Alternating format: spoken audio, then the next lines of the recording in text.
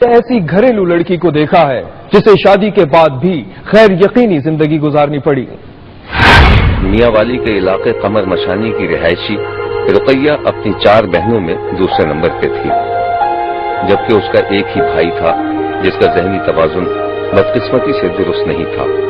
رقیہ کا باپ ایک غریب محنت کش انسان تھا اور اسے اپنی بیٹیوں کی شادی کی فکر لگی رہتی تھی۔ رقیہ نے جس ماحول میں آنکھ کھولی تھی وہ بالکل دیہاتی ماحول تھا، چاروں طرف کھیت کھلیان اور مال مویشی۔ رقیہ اور اس کی بہنیں تعلیم سے محروم رہ گئی تھیں۔ اس کی وجہ یہ تھی کہ رقیہ کا باپ جو محنت مزدوری کر کے لاتا تھا وہ اتنا کم تھا کہ اس میں بچوں کی پڑھائی نہیں ہو سکتی تھی۔ رقیہ سارا دن گھر میں رہتی اور گھر کے کام کاج میں اپنی ماں کا ہاتھ بٹاتی رہتی تھی۔ اسے اپنی ماں سے بہت محبت تھی۔ جب وہ اپنی ماں کو رات دن کام کرتے دیکھتی تو اسے احساس ہوتا کہ عورت کی زندگی کتنی محدود ہو گئی تھی، صرف گھر کی 4 دیواری ہی اس کی دنیا تھی۔ رقیہ کا بھی جی چاہتا تھا کہ وہ مردوں کی طرح گھر سے نکل کر کام پر جائے، باپ کا ہاتھ بٹائے، لیکن گاؤں کے سخت ماحول کی وجہ سے وہ گھر سے باہر قدم نکالنے کا سوچ بھی نہیں سکتی تھی۔ اسے مردوں کی زندگی پر رشک آتا تھا جو آزادی سے اپنی زندگی گزارتے ہیں اور جب جی چاہتا ہے اپنی مرضی سے کہیں بھی آ جا سکتے ہیں۔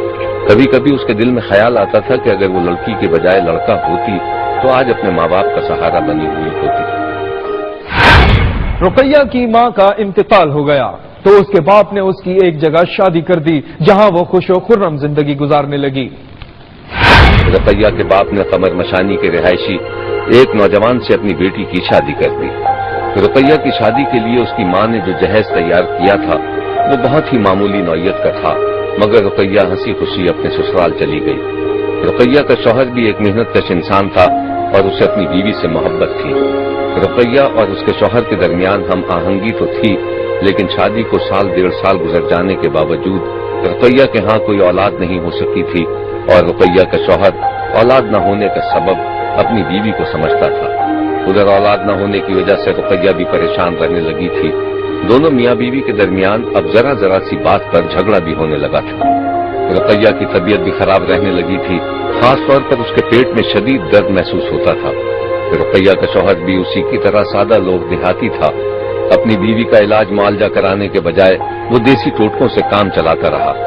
میاں بیوی کے درمیان اب ذرا سی بات پر جھگڑا ہونے لگا تھا اور نوبت یہاں تک پہنچ گئی تھی کہ رقیہ کا شوہر اس سے دور رہنے لگا تھا۔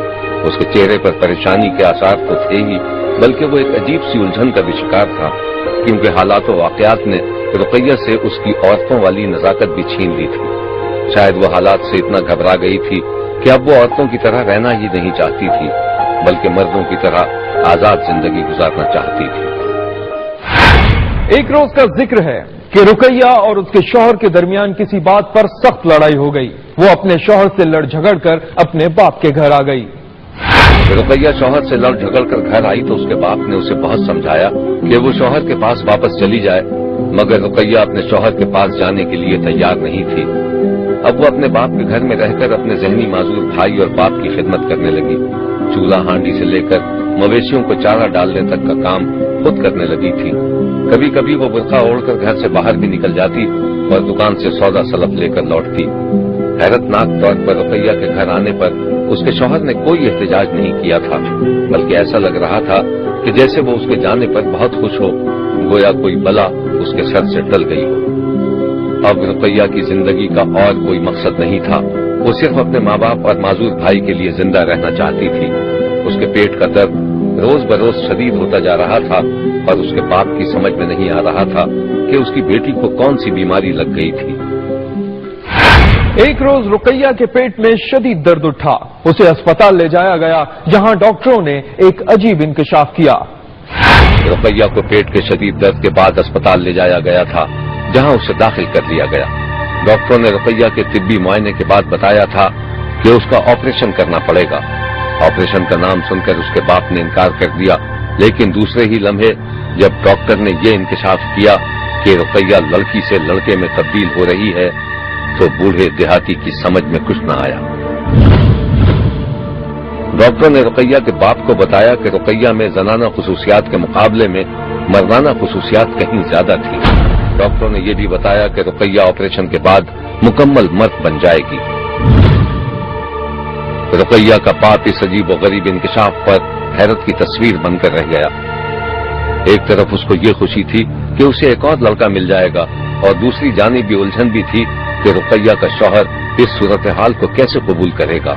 अस्पताल में दाखिल होने के बाद रुकैया का ऑपरेशन किया गया, और देखते ही देखते रुकैया की जिस्मानी साख्त में तब्दीली आ गई।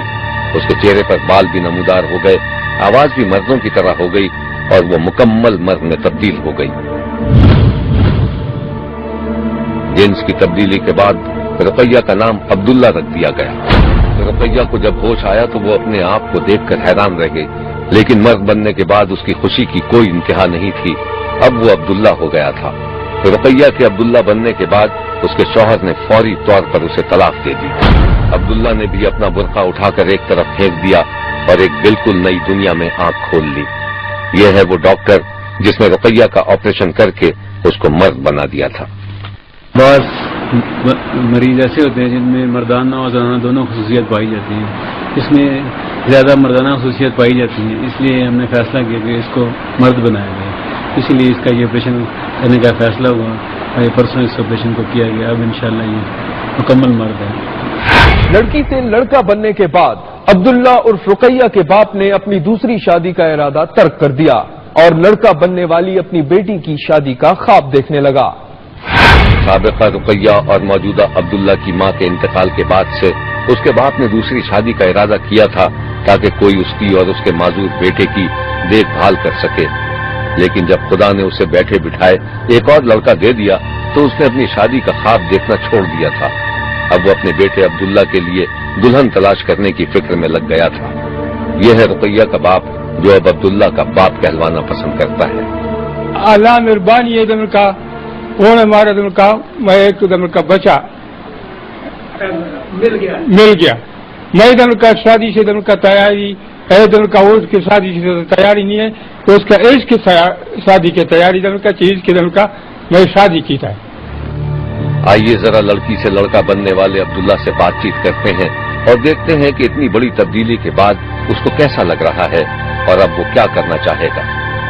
मैं लड़का बनाया है मैं हूँ माँ को बिरा को बाप को खिदमत करना है हूँ मैं सब्जी वाला कारोबार करना है। सबसे ज्यादा उलझन और परेशानी का शिकार रुकैया का साबिक शौहर था, लेकिन वो खुश है कि वो एक बहुत बड़ी नफ्सियाती उलझन से निकल गया क्योंकि 3 बरस तक उसकी समझ ही में नहीं आ रहा था कि उसकी बीवी की जिन्स क्या थी। रुकैया हमारा बिल्कुल 3 साल घर वाले रही, लेकिन उसके बावजूद हम उसको तकलीफ नहीं पहुंचाते। हम कहते हैं कि उसको सहूलत हो उसको फायदा होवे। जहाँ बन गया हम उस पर खुश है, हम खफे नहीं। जरा इस लड़के को गौर से देखिए, इसकी चाल ढाल बातचीत और आवाज कहीं से भी नहीं लगता कि ये कभी लड़की था। लड़का बनने के बाद अब्दुल्ला बहुत खुश है और उसे किसी लड़की से शादी की आरज़ू है। पहला मैं रुकैया है हुण मैं अब्दुल्ला है पहला मैं शादी कीता है हुण मैं अपना जानते हुण शादी करना है औरत के साथ। शब्बीर का कहना है कि कुदरत के कामों में दखल नहीं दिया जा सकता। हम कुदरत के बाज़ राजों को शक की निगाह से देखते हैं, लेकिन ये बात भी अपनी जगह दुरुस्त है कि अक्ल इंसानी का दायरा कार लामहदूद होने के बावजूद अब भी अक्ल कदम कदम पे धोखे खाती है और हैरानी की तस्वीर बनी रहती है। शब्बीर ने अब्दुल्ला को उसकी नई जिंदगी की मुबारकबाद दी है।